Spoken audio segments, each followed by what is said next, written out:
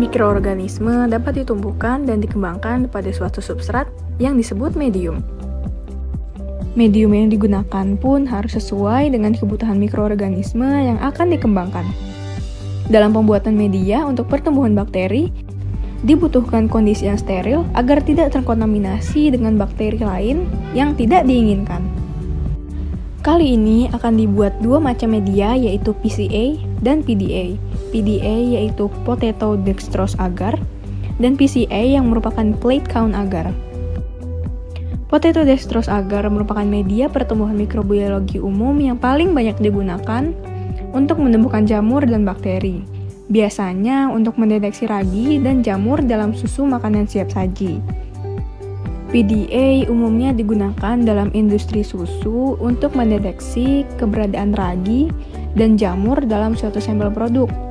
Bisa juga digunakan untuk menghitung mikroba ragi dan jamur dalam kosmetik maupun sampel campuran lainnya. Untuk PCA, yang merupakan Plate Count Agar, adalah sebuah media pertumbuhan mikroorganisme yang umum digunakan untuk menghitung bakteri total pada sampel seperti makanan, produk susu, air limbah, dan juga sampel-sampel lainnya. Potato Dextrose Agar atau PDA memiliki pH 5 yang merupakan pH optimal untuk perkembangan kapang dan jamur. Sedangkan untuk Plate Count Agar atau PCA memiliki pH 7 yang merupakan pH optimal untuk pertumbuhan bakteri. Jika pH dari PCA ataupun PDA belum mencapai pH yang diinginkan, maka bisa ditambahkan dengan asam klorida atau dengan natrium klorida hingga pH yang diinginkan. Namun, jangan lakukan pengasaman sebelum proses pemanasan ya. Media PDA dan PCA dimasukkan ke dalam tabung reaksi, lalu dimiringkan. Produk akhir disebut dengan agar miring. Untuk cara penyimpanannya yaitu disimpan dalam suhu 2 derajat sampai 8 derajat Celcius dan disimpan di dalam tempat yang gelap.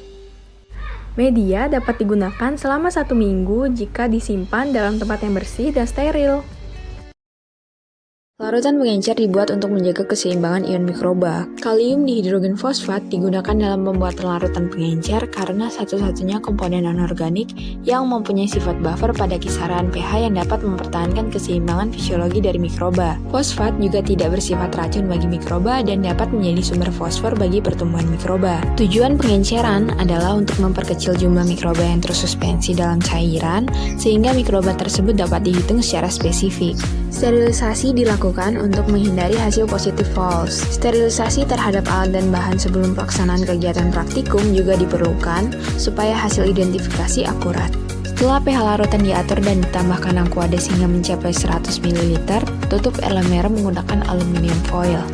Selanjutnya dilakukan sterilisasi pada suhu 121 derajat Celcius selama 15 menit. Kemudian disimpan dalam refrigerator sebagai larutan stok. Pembuatan larutan pengencer dilakukan dengan mengambil 1,25 ml larutan stok, kemudian diencerkan dengan aquades sampai volume 100 ml. Setelah diencerkan, larutan dimasukkan ke dalam tabung reaksi dengan jumlah 9 ml, lalu disterilisasi seperti pada pembuatan medium.